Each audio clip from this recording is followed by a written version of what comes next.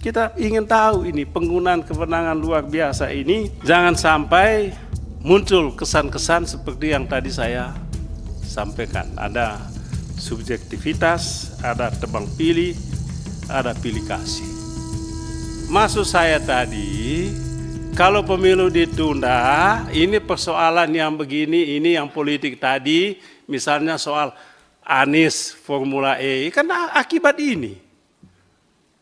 Jadi tersangka atau tidak, ini kan akibat pemilu yang dalam waktu dekat ini. Coba pemilu 2027, mungkin nggak ada isu ini.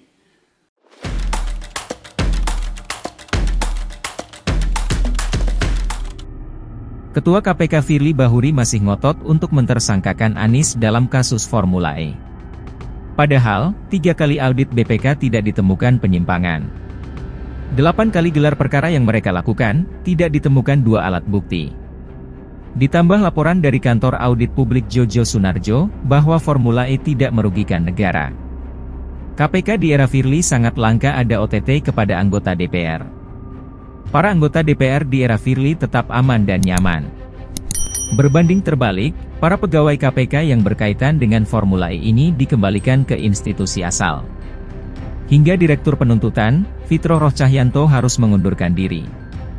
Pantas indeks persepsi korupsi di zaman Firly turun tajam, dari 40 lalu turun jadi 38 dan sekarang jadi 34. Oleh karena itu Pak Firly, saya tidak begitu risau ketika misalnya indeks persepsi korupsi di Indonesia ini turun.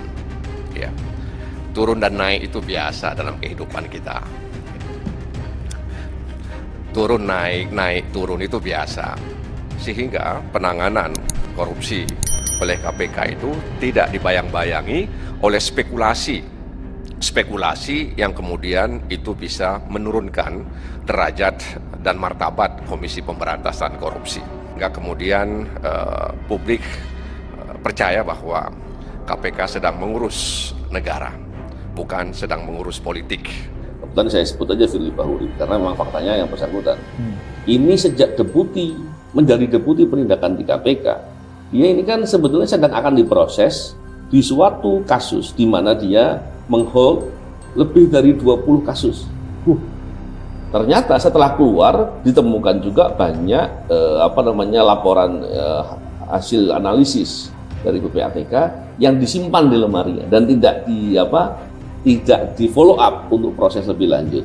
Ini semua kan bisa menjadi bargain yang saya katakan tadi.